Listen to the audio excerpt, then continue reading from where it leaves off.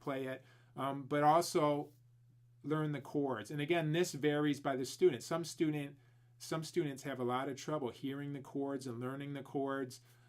So for them, I might say, okay, just wail on it with this blues scale, get this down.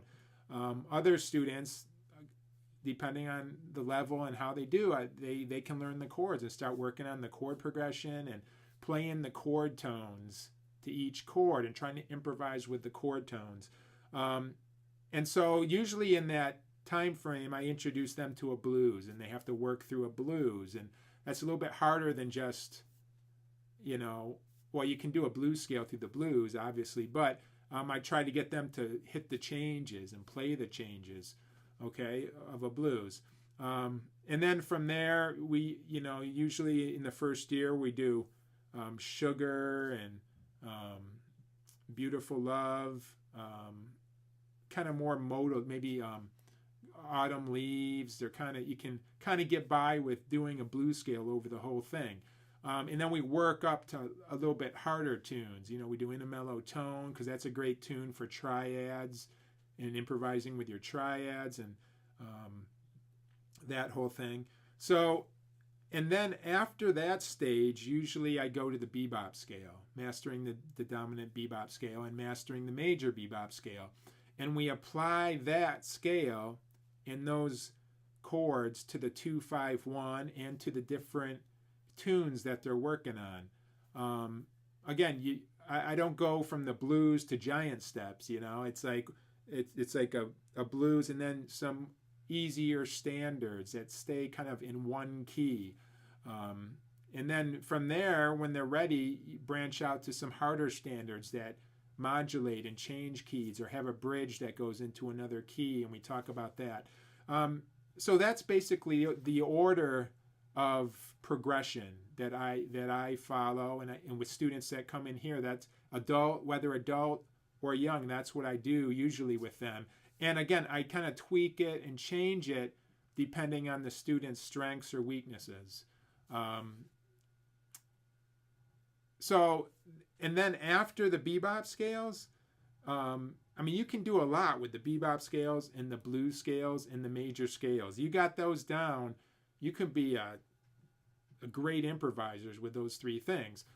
But after that level, it really depends on the student and what they're interested in. And usually they're at a level where they can kind of hear things and think, where would I like to go? And usually I ask them, what are you interested in working on now?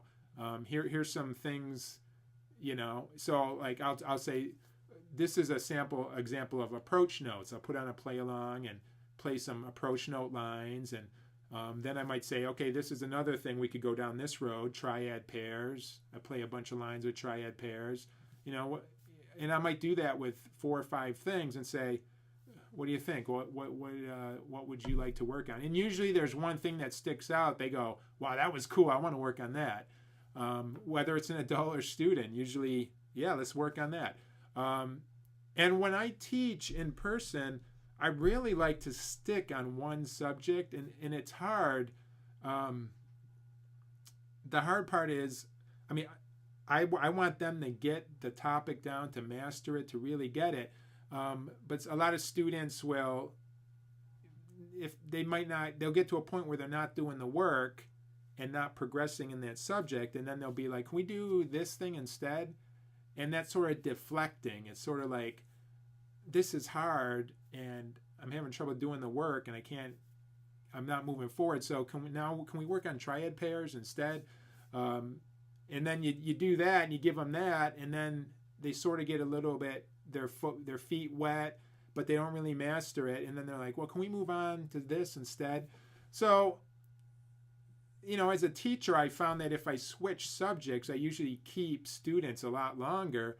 But if I stick with one subject until they really get it down, then the student really gets more under their belt and does better if they do the work. The students that don't do the work, if I keep coming at them with the same thing every week, a lot of those students will quit, and stop. So I've found that it's hard because you want to give them everything, and keep coming back, but at the same time, you want them to get stuff down and really, really master it. So listen to the first half of what I just said and see where you would fall in that path that I gave. And I think you would want to jump in there. I mean, with the chords, there's obviously more chords than what I named. There's diminished chords and augmented chords. Those would come after you have the triads and the seventh chords down. If you really have those down in every key, then let me work on diminished chords now. Let me work on the augmented chords. And so in general, what I try to keep students focused on is one element of like reading music. One thing they're working on every week as far as reading music or sight reading or working on a piece. One tune that they're learning, they're trying to improvise over with a play along. They're trying to learn the chords, one tune. One jazz theory kind of element. It could be a scale or a chord set or something like that, a bebop scale. One jazz theory thing that they're trying to get down in one key or two keys or three, trying to work through the keys. Those three things. Now, outside of those three things, if it's a sax player, there's all the sax stuff, okay? Technique book they're working on. For sight reading, a lot of times we play duets together, that kind of thing. So trying to sight read every day, like for 5-10 minutes when you practice, just a little bit of sight reading and keep growing and learning it with that. Long tones too are included in there too, but long tones on sax are such a foundational issue that I almost forget about it. But I do it every time I warm up. When I'm playing, I just play. I don't do it for hours, I've heard some people say they do long tones for 4 hours, which boggles my mind. But when I'm warming up my sax, I'm just playing long notes and working on my air, getting my everything warmed up, the sax warmed up, and I play all through the horn. Just it's not even just holding out one note, but I'm playing longer phrases and longer notes, really trying to work on my long tones at the beginning.